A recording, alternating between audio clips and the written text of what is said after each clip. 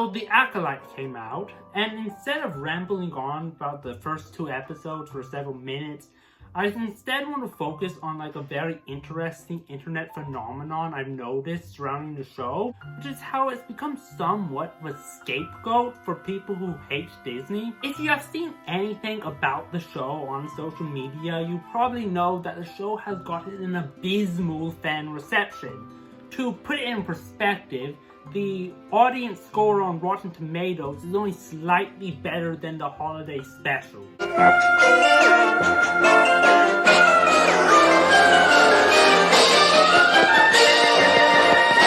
However, the fact that fans are trashing the show isn't what piqued my interest as much as it was the nature of the criticism. For instance, a good many of the reviews came out before the show did. I think that we all know by now that The Acolyte is just going to be another Disney Star Wars disaster. But man, if you are planning to watch this, it sounds like you may want to wear goggles to protect you from the cringe rays that will be emanating from your TV. And even after the first 2 episodes dropped, there were many review videos made by people who haven't even watched the show.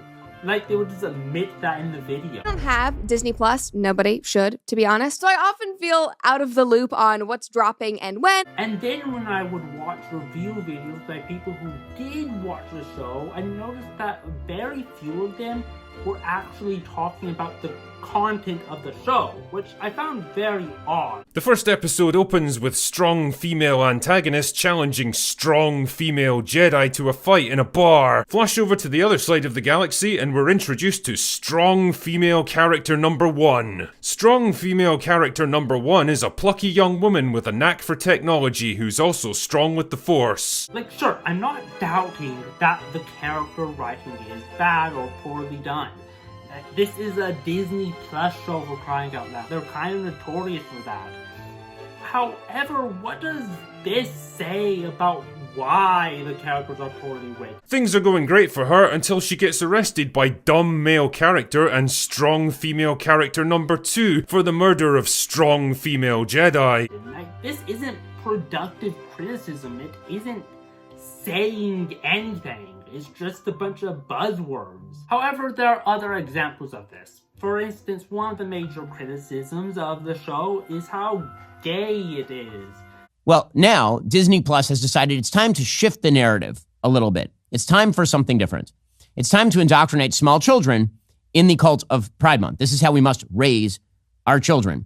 So Amanda Stenberg, who is the lead actress on a new Star Wars series on Disney Plus called The Acolyte, along with Leslie Headland, creator and showrunner, explain that The Acolyte, again, a show designed for children, about my kid's age, is the gayest show ever. This is very important stuff for our generation. People call this the gayest Star Wars ever. However, if you watch the first 2 episodes, you will kind of see that that isn't really a valid criticism.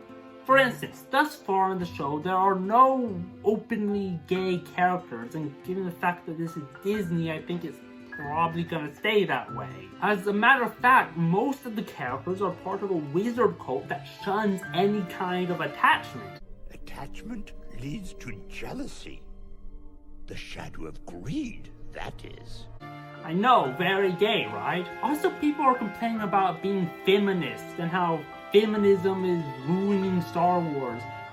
But I don't really see how this show is feminist. It's actually pretty balanced in its like representation of like men and women character. Is it feminist because there's a scene where 2 women interact? Is it feminist because there's like a female antagonist? Now, of course, I'm not criticizing feminism or feminist shows. I just find it odd that so many of the major criticisms of the show are just completely disconnected from what the show is actually about and what actually occurs in the show.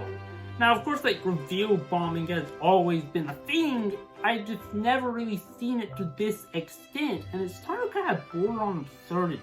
Another day, another chance to witness the horrific spectacle of Disney prodding and kicking the bloated corpse of Star Wars in the desperate hope that it'll let out a burst of flatulent gas which they can pretend is a sign of life. The few reviews I've seen that have tried to seriously give an honest assessment of the show generally agree that the show is very mid, which is honestly kind of how I feel about it. Like, it's okay.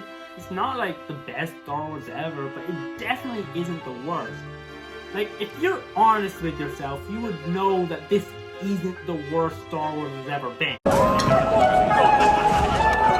Join us! Come! Everyone, special guest! As time goes on, it is becoming clearer that this show has become the new scapegoat for all people who like to complain about wokeness in Disney. That's just it. And that's why nothing can change. And I don't think it's just Kennedy. I think it's on up the line at Disney because that DEI woke mind virus, it's so infected into everything out there nowadays. And a lot of the people who are making review videos for this show aren't actually concerned about evaluating the merits of the show. We get a description of the cast, starting with Amanda Steinberg. I know, you doesn't have a description of her. Probably thought you already know her from every other single interview where it always mentions the same thing, where from January 2016 to 2 months later, she came out as 3 different things, 3 separate times, calls herself both singular and plural. Oh, well, we've got this guy, he isn't English. Oh, look where they bang theirs. This one's Filipino-Canadian. And look, behind the camera, it's true too. These people don't have dangly bits. And remember, male-dominated audience. Why are you having to go at these women that are making things? Because they're making things for men when they have no idea how to do it. Because they're making things not for the audience. There's a way you can save Star Wars, and because it's a male-dominated audience, to make Star Wars male again.